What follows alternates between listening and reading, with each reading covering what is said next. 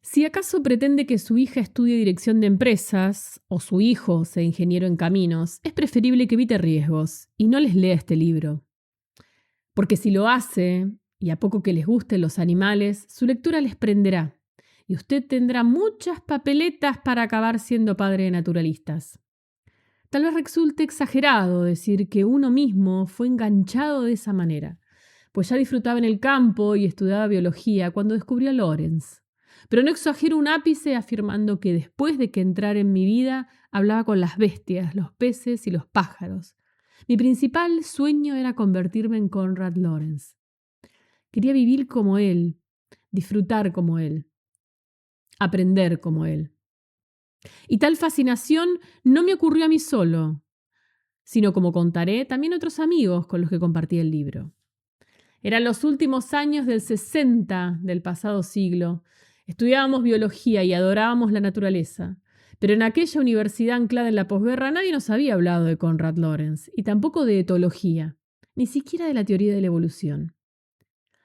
Descubrimos este libro más o menos solos, y como no podía ser de otra manera, nos maravilló. Por muchas razones, pero principalmente porque era distinto de todo lo que conocíamos. Que los animales fueran divertidos ya lo sabíamos, pero no que pudiera describirse su comportamiento con tanto sentido del humor. Hablaba con las bestias, se ríe uno, se ríe a carcajadas, y se ríe, como Loren sugiere al final, sobre todo de los humanos que convive con los animales, no de estos últimos. En la facultad nos mostraban bichos muertos, disecados, o en frascos con formol, y en estas páginas están vivos, frescos, pletóricos. Además, por si fuera poco, su conducta es estudiada en libertad, no en estrechas jaulas y laboratorios que con mucha frecuencia nos echan para atrás a los amantes de la fauna. En uno de los capítulos, describiendo sus famosas observaciones sobre gansos silvestres, el autor escribe: puede calificarse de afortunada una ciencia en la que la parte esencial de la investigación consiste en retozar por las orillas del Danubio y bañarse en sus aguas, desnudo y libre, en compañía de una manada de gansos silvestres. Soy un hombre perezoso, tan perezoso que sirvo más para observador que para experimentador. ¿Cómo no ambicionar esa clase de vida? De todos modos, si lo recuerdo bien, a los 20 años nosotros no pensábamos en hacer ciencia, que ni siquiera sabíamos bien lo que era. Qué diferentes nuestras condiciones de las de los jóvenes de hoy, que pueden acceder fácilmente a sociedades y revistas científicas, leer secciones de ciencia en los periódicos e internet, etc. Pretendíamos disfrutar y aprender, comprender mejor a los animales, tal como hacía Conrad Lorenz, sin necesitar para ello un mágico anillo cual rey Salomón. Dice la leyenda que portando su sortija el monarca entendía a los animales. Y nuestro autor responde: también puedo hacerlo yo, y no necesito para eso ningún anillo encantado. Nos entusiasmaba. En aquella época vivíamos en un colegio mayor en Madrid, junto al Parque del Oeste, y mi amigo Juan Calderón fue el primero en tomar la iniciativa y adoptar una pollada de ruiseñores que habían nacido en un seto aledaño. Ciegos e implumes, respondían abriendo desmesuradamente la boca ante los leves estímulos, un ruidito, un pequeño roce del nido artificial cuando íbamos a alimentarlos. Luego reconocieron a Juan y lo acompañaban en su hombro, o posados uno junto a otro en el borde de una maceta que llevaba en la mano cuando salía a pasear. Por cierto, darles de comer no era tarea sencilla y pasábamos horas buscando huevos, en realidad pupas, de hormiga por el parque, además de aprovechar saltamontes y lombrices. Solo más tarde descubrimos que existía el pienso para pollitos de un día, muy proteico, que sentaba estupendamente bien a nuestros jóvenes insectívoros, pero el problema entonces fue que los distribuidores se negaban a vendernos las pequeñas cantidades que precisábamos, acostumbrados como estaban a cubrir las demandas de granjas que sacaban adelante decenas de miles de animales. A los ruiseñores siguió un pollo de zorzal, que como sus predecesores, una vez que comenzó a volar, se movía libremente por la habitación del colegio.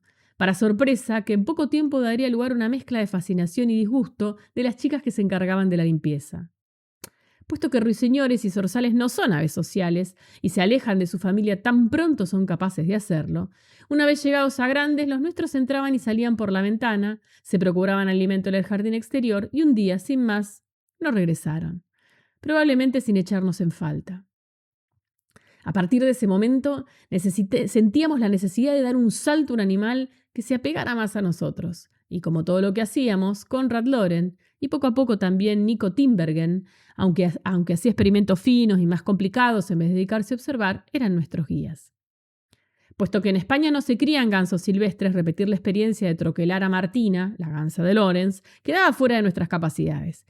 Pero sí que podíamos remediar el caso de Choc, la grajilla, que según afirmaba el autor de este libro, fue probablemente el animal que más le enseñó. Así que un día de primavera, en compañía de otro amigo, Agustín Agudo, recogimos del nido un pollo de grajilla en unas ruinas de Villa Castín, en la Sierra de Segovia. Lo llamamos Morris, por el nombre del árbitro de un partido de fútbol de Valladolid, nuestro equipo, del que se hablaba mucho en esos días, pero no recuerdo si era porque nos había beneficiado o perjudicado su actuación. Seguro que algunos lectores han visto la película Los Santos Inocentes y recuerdan a la Milana Bonita, la grajilla de Azarías a la que dispara y mata el señorito Iván. Quizás les guste saber que esa grajilla existe en la ficción gracias a que Morris lo hizo en la realidad y que Morris, como ya conocen, es el resultado de mi lectura juvenil de Hablaba con las bestias, los peces y los pájaros. No me cabe duda que sin Konrad Lorenz, la Milana Bonita no hubiera existido. Criamos a Morris en casa, en gran medida con pienso compuesto. Emplumó, creció y ese verano, en la casa de Sedano, Burgos, se volvió un miembro más de la familia. Cualquiera de los hermanos la llevábamos de paseo en el hombro, nos acompañaba a pescar cangrejos, volaba a los árboles cercanos para retomar cuando la reclamábamos. Mi padre, el escritor Miguel Delibes, era tal vez quien más gustaba de experimentar con su fidelidad, e iba con ella a los cortados del río Rudrón, donde vivían otras grajillas para tentarla. Como Lorenz cuenta que hacía las suyas, nuestra Morris seguía a la bandada de grajillas salvajes cuando alzaban el vuelo, pero indefectiblemente prefería su grupo humano y volvía a mi progenitor cuando la llamaba. Por desgracia, no habíamos enseñado a Morris que los gatos eran peligrosos y una mañana la mató un felino cuando había volado hasta la panadería del pueblo, como solía hacer, para dar los buenos días y comer unas migajas mientras sus perezosos familiares humanos aún dormíamos. Mi padre nunca olvidó a Morris y la recreó en La Milana de su novela, que llevó al cine Mariano Camus. Recordar a Morris, el tímido remedio de Choc, lleva a subrayar que Lorenz ponía nombres a sus animales. Con frecuencia explica en el libro incluso por qué razón los escogía. O al menos a algunos, los que criaba él mismo. Ciertamente hablaba con las bestias, no es un libro de esencia. Si creemos de creer al autor en su prólogo, se trata únicamente de una obra alternativa a las numerosas de la turba de escritores que se atreven a contar cosas de los animales sin conocerlos. Contiene, sin embargo, muchas de las observaciones que pusieron las bases del estudio moderno del comportamiento animal y que valieron a su autor el Premio Nobel de Fisiología y Medicina en 1973, compartido con Carl von Fisch y Nico Tinbergen. Pero resultaba tan novedoso como atractivo en su momento que los protagonistas de un libro serio sobre animales se llamaban Gloria, un mono, Martín y Martina, dos gansos, Buitre, un loro, Roa, un cuervo, o Hansel, una corneja. En aquella época se pretendía que los animales objeto de investigación fueran anónimos, identificados con números, o a lo más, como también hace Lorenz, por sus marcas, como las grajillas verde-amarillo o amarilla-roja, que hacen referencia a los colores de sus anillas. Y se les negaba la personalidad. Un cuervo tenía que ser igual a todos los demás cuervos. La famosa primatóloga Jane Goodall ha contado cómo su primer artículo científico acerca de los chimpancés de Gombe fue rechazado porque los editores de la revista a donde lo envió le exigían que cambiara por números los nombres de sus animales. Probablemente la mayoría de los jóvenes científicos habríamos aceptado esa imposición. Al fin y al cabo, ¿qué más da Goliat que M2 o Flo que F3? Si a cambio me publican el manuscrito. Pero la tenaz Goodall no lo hizo. Peleó, exponiendo sus razones y consiguiendo finalmente lo que pretendía. Naturalmente, impedir que a los animales se les pusieran nombres no era algo caprichoso, sino que tenía una clara motivación.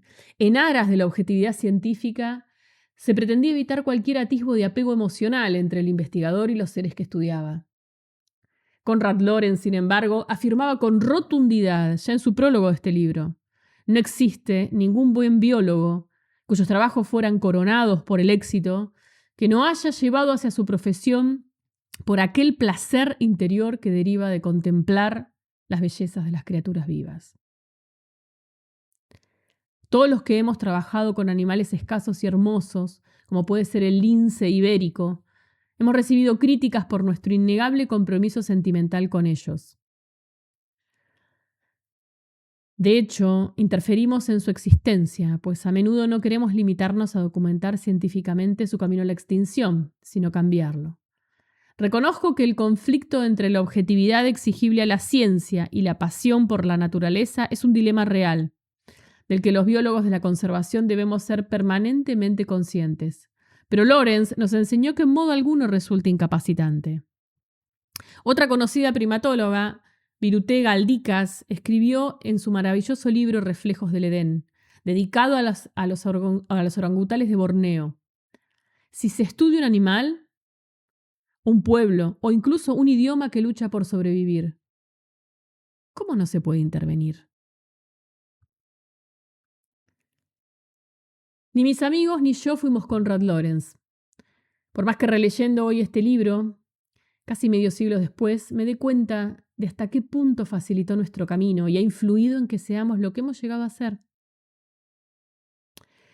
Entre 1969 y 1972 trabajé con Félix Rodríguez de la Fuente en la redacción de la enciclopedia Fauna, que en su momento tuvo mucho éxito y fue traducido a decenas de idiomas. Todos los que hacíamos Fauna admirábamos a Konrad Lorenz y habíamos leído en las páginas de Hablaba con las bestias su elogio a la divulgación.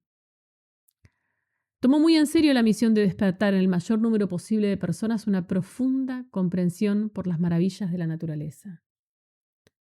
En consecuencia, festejamos que Félix viajara a Austria para proponerle que escribiera el prólogo de las ediciones internacionales de la obra.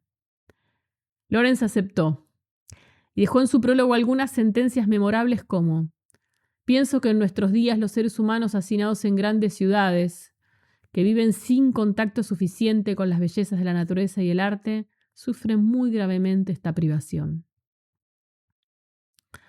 Pero para uno, ¿a qué negarlo? Lo más conmovedor de aquel texto fue que me permitió compartir con su autor un pequeño espacio en la página de créditos.